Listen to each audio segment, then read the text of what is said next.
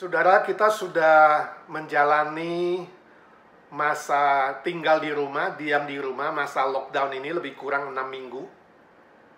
Ya. Dan saya tidak tahu bagaimana hidup saudara secara detailnya. Ya. Ada yang memang tidak bekerja, ada yang masih kerja di rumah, ada yang sekolah di rumah. Ya. Kira-kira bagaimana saudara menjalani hari-hari saudara selama ini ketika masa lockdown? Ya, apakah saudara tambah sibuk, ya, tambah banyak kerjaan, atau saudara lebih santai, banyak waktu yang luang, ya, atau sudah mulai bosan, jenuh, bolak-balik di satu rumah yang hanya beberapa ruangan, atau hanya satu ruangan, mungkin saudara bolak-balik hanya di kamarmu, atau hanya diam di kamar, banyak tidur, ya. Adakah saudara yang mulai stres, ya, atau tambah sukacita sebab saudara nggak perlu pergi bekerja, ya, tapi saudara menerima gaji yang utuh, atau saudara kerja hanya sebagian waktu beberapa hari tapi menerima gaji yang utuh, lebih sukacita dan ingin lebih lama lockdown seperti ini. Kalau boleh saya bertanya lagi, kira-kira saudara dalam hari-hari masa wabah corona ini, hidup saudara lebih berarti atau lebih tidak berarti dibandingkan dengan sebelum ada wabah? Ya. Lebih bernilai, lebih baik, lebih indah, lebih mulia, lebih berkenan kepada Tuhan, atau sebaliknya? Kalau dikasih panjang umur, sehat dan kuat sampai 100 atau lebih 100, bagaimana saudara akan menjalani hari-hari saudara? Ya, kira-kira lebih baik nggak? Ya.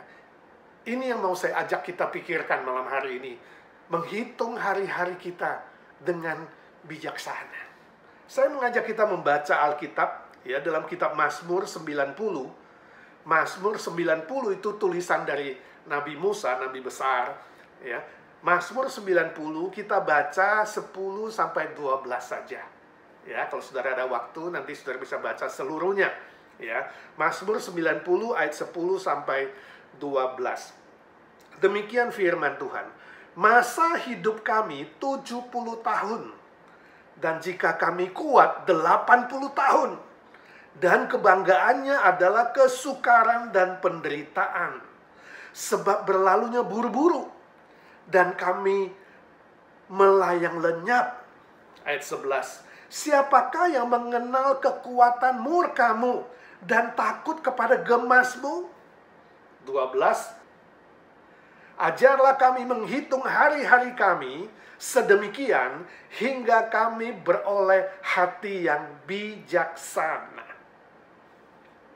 Nah, saudara, dalam ayat 10 Musa menjelaskan bahwa usia manusia itu terbatas. Ya. 70 paling kuat 80. Padahal waktu menulis Mazmur itu Musa 120. Jadi dia lihat generasi di bawah dia itu paling kuat 80. Ya, kira-kira rata-rata 70. Ya, jadi kalau hari ini saudara sudah lewat 70, itu sudah bonus. Ya. 80 itu sudah bonus 10 tahun. Tapi dikatakan, ya, walaupun sampai 70, 80 hidup manusia itu penuh penderitaan. Kebanggaannya adalah kesusahan, pengalaman-pengalaman yang pahit. Ini adalah sesuatu yang kita tidak bisa sangkal. Hidup di dunia ada penderitaan, pergumulan. Dan hari ini kita menghadapi wabah corona yang belum berlalu. Ini pun sebuah penderitaan dan pergumulan. Gak bisa disangkal. Sejak Adam dan Hawa jatuh dalam dosa, Alkitab mengatakan seluruh manusia di muka bumi ini juga berdosa. Sebab dosa menjalar dari Adam dan Hawa terus kepada semua keturunan. Dan bumi kita terkutuk. Itu fakta yang harus kita belajar terima hari ini. Hidup di dunia ini ada penderitaan, ada kesusahan, ada sakit penyakit, ada pergumulan yang berat. Alkitab mengatakan kalau 80 tahun saudara bercita-cita minta 80, itu sudah bonus 10 tahun. Hari ini para senior kita yang sudah lebih 80 itu bonusnya luar biasa, ya. Bonus yang banyak, ibarat dapat angpau yang besar, ya. Dapat hadiah yang besar. Tapi ingat saudara, bonus banyak, Artinya ada tugas dan tanggung jawab yang lebih banyak. Ya. Kalau saudara diberi umur panjang, ada tugas dan tanggung jawab yang lebih besar. Ya, sebab firman Tuhan berkata yang diberi banyak akan dituntut lebih banyak. Jadi kalau saudara hari ini dapat banyak umur, banyak uang, banyak talenta, banyak karunia, ingat, berarti yang dituntut dari saudara itu pun lebih banyak. Ayat 11 menjelaskan tentang murka. Ya, Tuhan ajar kami tahu murkamu, gemasmu. Ya, itu adalah dalam konteks keadilan Allah, bahwa Allah itu adil, bukan jahat. Upah dosa harus dihukum. Allah itu adil. Ya, dan dia menentukan upah dosa adalah maut. Jadi kita harus mengalami maut 70, 80. Ya. Kecuali nanti kedatangan Yesus kedua kali, sisa mereka yang belum meninggal akan diubahkan. Tapi pada dasarnya kita semua akan mengalami maut. Sebab itu adalah upah dosa. Ya. Tapi karena belas kasihan Tuhan, di balik keadilan Tuhan ada kasih karunia Tuhan.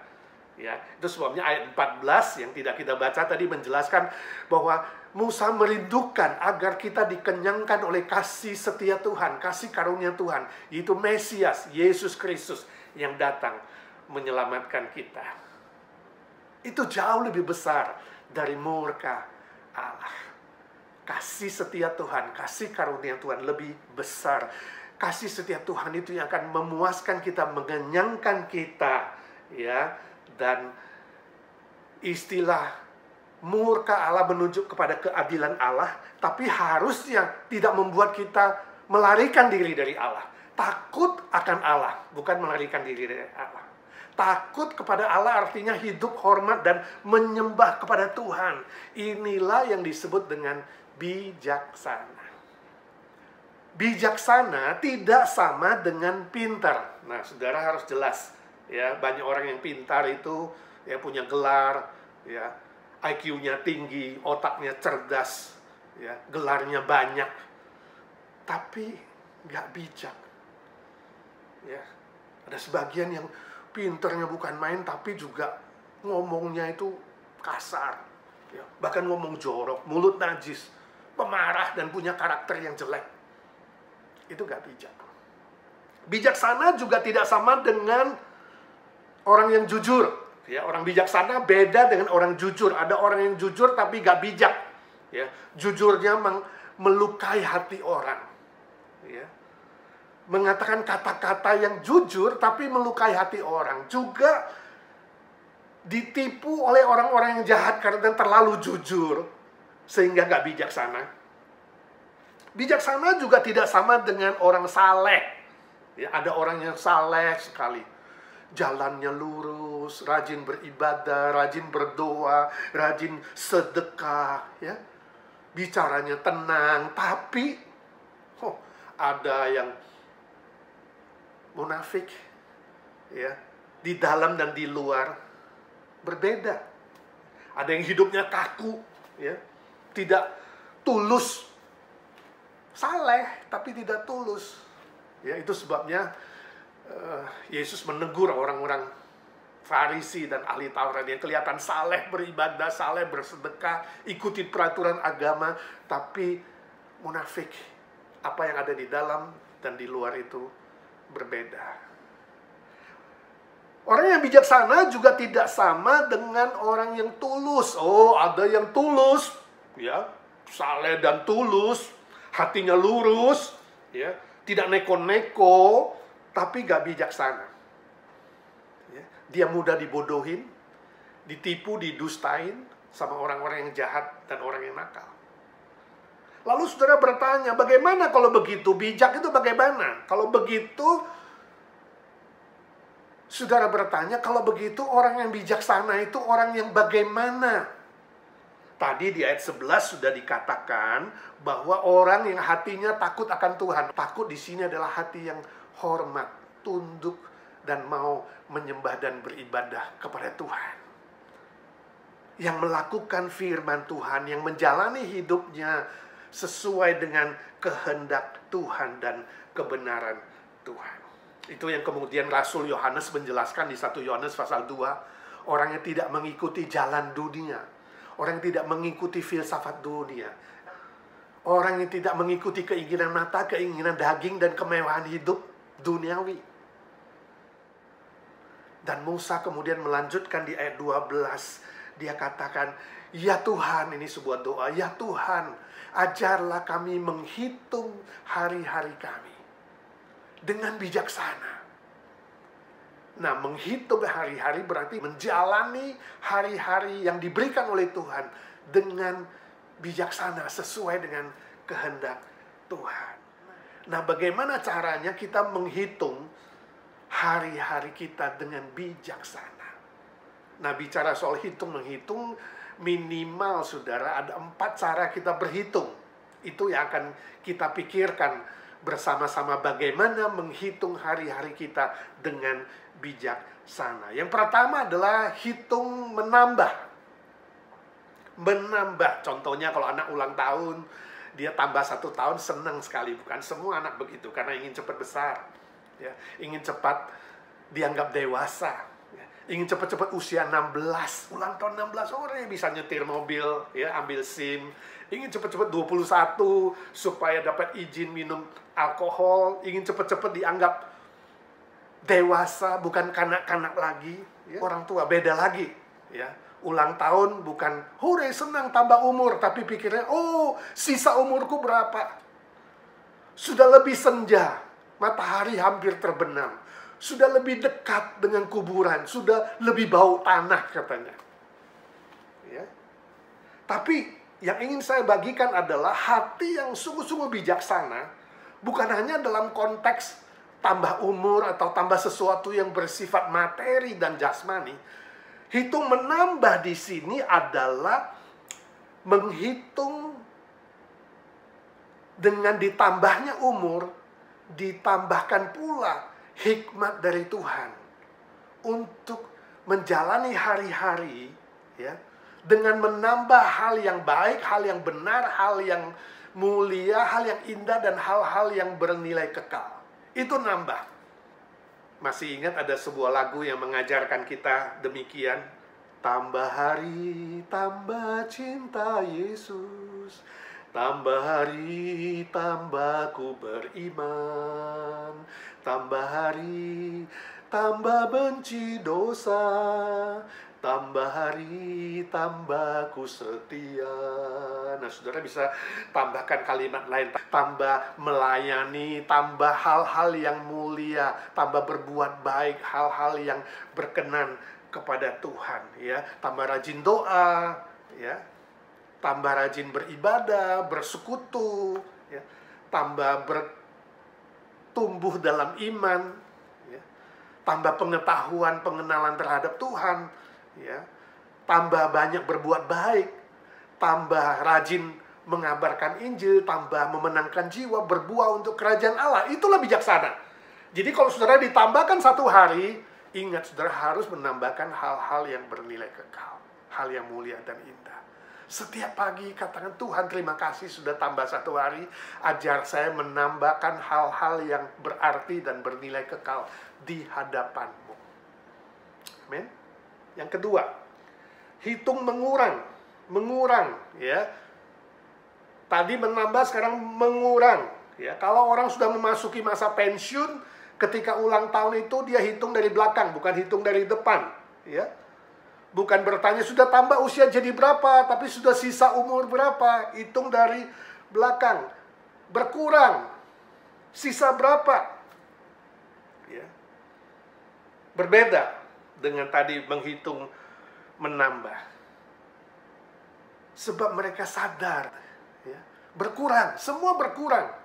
Kurang kuat, kurang tenaga, kurang tabungannya, kurang keterampilan, kurang lincah, kurang kuat, dan banyak kurang-kurang yang lain. Ya, hal-hal yang bersifat fisik, hal-hal yang bersifat materi. Tapi poinnya bukan ini, saudara. Orang yang bijaksana, yang lebih bijaksana adalah menghitung kurang dalam konteks kehendak Allah.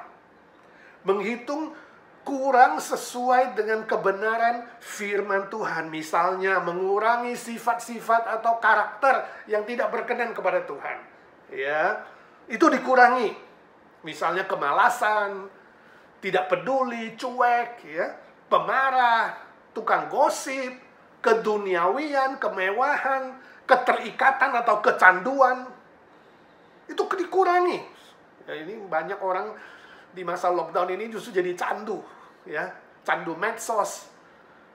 Ya, bahkan ada yang terikat dengan pornografi, terikat dengan perjudian dan hal-hal yang tidak berkenan kepada Tuhan. Itu semua harus dikurangi. Bahkan kalau bisa dihapuskan, kurang sampai 0. Ya. Itu hitung kurang. Jadi kalau saudara diberi panjang umur, ditambahkan hari saudara setiap pagi, katakan, Tuhan, ada hal-hal yang tidak berkenan kepadamu tidak dalam hidupku. Aku ingin menguranginya, Tuhan. Beri aku kekuatan mengurangi, bahkan menghapusnya, membuangnya dari hidupku, dari kedagingan ini, Tuhan. Itu hitung kurang. Yang ketiga, menghitung, membagi. Ya, saya kira ini lebih mudah dimengerti. Ya, membagi artinya memberi, ya, bagi-bagi. Ya, lebih jelas. Membagi-bagikan hari saudara, membagi-bagikan waktu saudara, membagi-bagikan hidup saudara untuk orang lain demi kerajaan Allah dan kebenarannya. Ya, tidak hidup untuk diri sendiri, tidak hidup egoistik, membagi-bagikan hidup dan apapun yang Tuhan titipkan kepadamu sebagai saksi Kristus yang memuliakan Tuhan demi menjadi berkat bagi banyak orang lain. Ya. Bagi waktu, bagi tenaga, bagi keterampilan, bagi uang, bagi harta, makanan, penghiburan, dan berbagai macam hal lainnya yang bersifat fisik, ya, bersifat mental, emosional, maupun rohani. Ya. Bagi-bagi perbuatan yang baik untuk menyaksikan Kristus. Alkitab mengatakan ketika kau berbuah banyak, engkau memuliakan Bapa di sorga. Yesus bilang dengan demikian kamu adalah murid-muridku yang sejati. Bagi-bagi. Ya. Hidup bukan untuk mengumpulkan lagi, tapi hidup itu untuk berbagi. Yesus berkata, lebih berbahagia orang yang memberi, yang membagi, daripada yang menerima saja. Ya. Berbagi, saudara. Tapi motifnya, saudara, bukan untuk mengumpulkan pahala atau jasa supaya lebih lancar masuk surga. Tidak. Anugerah keselamatan adalah 100%. Gak ada setitik pun jasa manusia. Motifnya bukan mengumpulkan karma yang baik supaya nanti saudara juga dapatkan balasan yang baik. Bukan itu.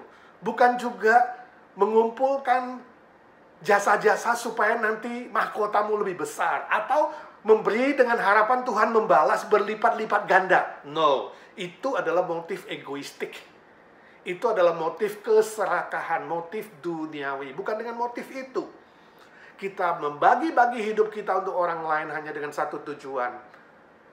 Satu motif, yaitu mengasihi Tuhan dengan segenap hati, segenap jiwa, segenap kekuatan, segenap pikiran kita, dan mengasihi sesama manusia seperti diri kita sendiri. Sebab kita lebih dulu dikasihi oleh Kristus yang sudah mati dan bangkit buat kita. Jadi motifnya adalah cinta kasih. Itu paling murni. Tujuannya memuliakan Tuhan. Dan caranya adalah mempraktekkan kasih Tuhan yang sudah terlebih dulu kita terima. Kita bagi-bagikan kepada orang lain. Nah, permisi tanya, saudara, dalam masa wabah COVID-19 ini banyak orang mengalami kesusahan, kesedihan, kehilangan, ya, kematian kekasih, pergumulan, persoalan materi, makanan, uang, ekonomi, pekerjaan, dan berbagai macam hal lainnya. Selama ini sudahkah saudara berbuat baik, membagi-bagikan waktu, tenaga, pikiran, uang, dan apapun yang saudara punya untuk menjadi berkat untuk orang lain? Itu cara menghitung berbagi. Katakan, Tuhan, apa yang aku terima darimu banyak, biarlah aku juga memberi lebih banyak. Sebab memberi itu bahagianya double. Yang terima dapat bahagia. Waktu saudara memberi, saudara lihat orang lain berbahagia, saudara ikut berbahagia. Jadi double happiness, double bahagia. Amin. Yang keempat, cara menghitung mengalihkan. Ya. Mengalihkan artinya menghitung dengan berlipat ganda. Ya, mengalih, lipat ganda. Mengalihkan, melipat gandakan hari-hari kita, waktu-waktu yang diberikan oleh Tuhan. Dengan kata lain, kita menggunakan waktu yang sama untuk melakukan hal-hal yang lebih banyak daripada manusia normal. Melakukan beberapa hal sekaligus, ini bahasa modernnya multitasking, saudara. Ya, dalam waktu yang sama, melakukan beberapa hal. Ini menjadi berlipat ganda, saudara. Ya, ini perlu kreatif dan perlu rencana yang baik. Misalnya ada seorang ibu yang bisa menjaga bayinya, ya, sambil masak di dapur. Pada waktu yang sama dia juga bisa telepon, bicara dengan familinya, temannya. Dan pada waktu yang sama juga sambil masak dia juga nonton TV, melihat berita. Wow, hebat sekali. Pada waktu yang sama melakukan 4 hal. Multitasking. Memang katanya wanita itu lebih kreatif, ya, dibanding dengan pria. Pria lebih fokus, tapi wanita itu lebih bisa fokus pada banyak hal sekaligus. Nah, itu mengalihkan. Ya.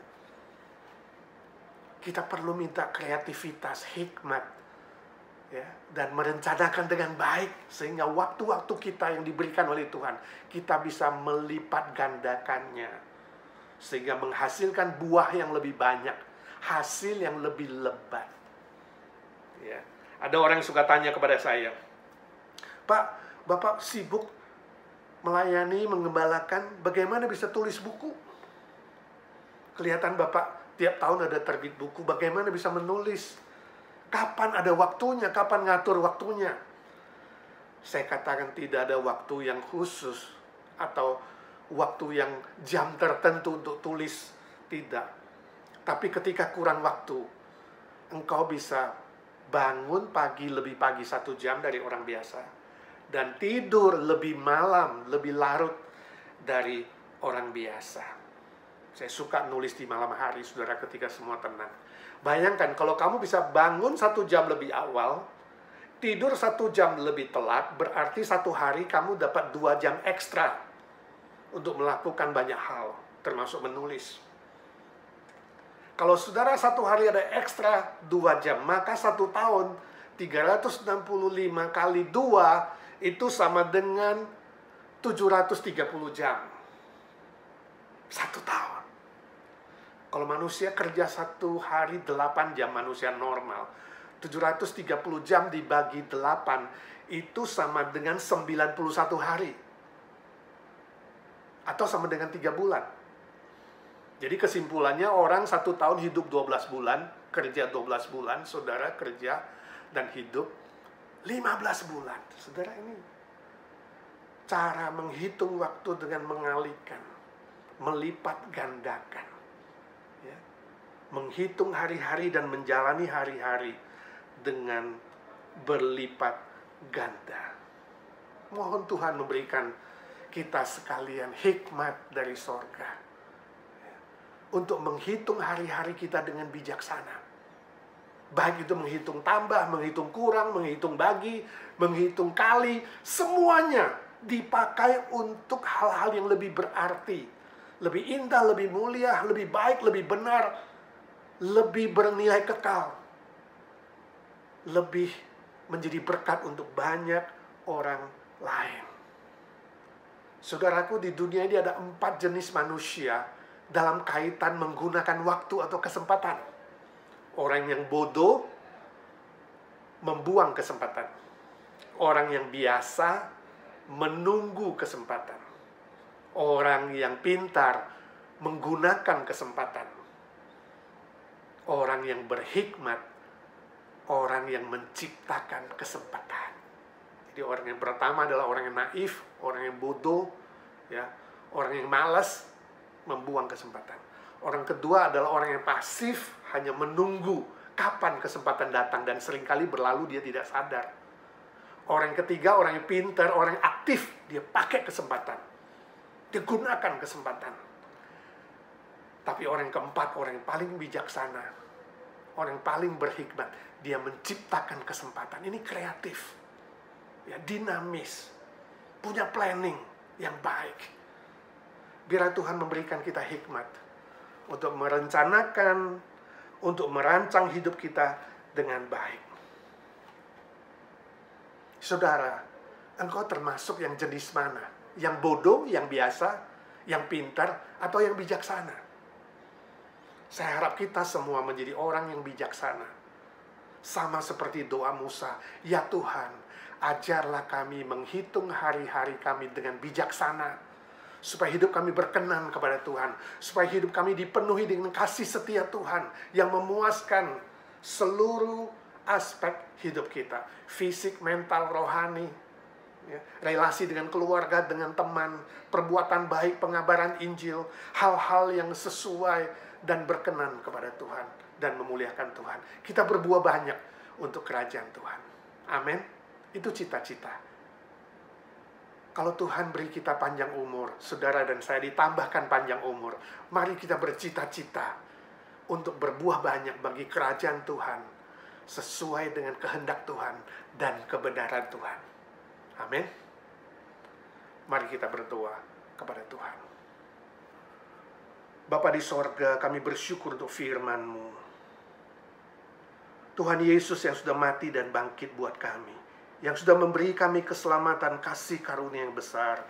Kami mohon ya Tuhan, ajarlah kami untuk mengatur waktu dengan bijaksana, sehingga seluruh hidup kami, aspek fisik, mental, rohani, pekerjaan, bisnis, sekolah, pergaulan, aspek keuangan, hobi, intelek, semua hal termasuk pelayanan kami, pertumbuhan rohani kami semakin dewasa dan semakin memuliakan Tuhan. Berilah kami kerinduan untuk berbuah bagi kerajaan-Mu ya Tuhan, agar hidup kami tidak sia-sia, tapi bernilai kekal. Berilah kami hati yang berbelas kasih untuk mengabarkan Injil kepada jiwa-jiwa yang belum diselamatkan. Dimulai dari keluarga kami, teman kami, orang-orang yang Tuhan izinkan kami ketemu dalam hidup kami. Beri kami hati yang haus untuk bertumbuh dalam iman dan pengetahuan, sehingga kami dewasa di dalam iman kerohanian kami. Berilah kami hati yang mengasihi, seperti Tuhan lebih dulu mengasihi kami, untuk berbuat baik, supaya kami banyak berbuat baik bagi banyak orang tanpa diskriminasi. Pakai kami menjadi alat-Mu ya Tuhan, yang membagi-bagikan cinta kasih-Mu, kebaikan-Mu kepada banyak orang. Terima kasih Tuhan sudah dengar doa kami, sebab kami minta dalam satu nama, Tuhan Yesus Kristus, satu-satunya juru selamat kami, Tuhan segala Tuhan, Allah segala Allah, Raja segala Raja yang hidup selama-lamanya. Amin.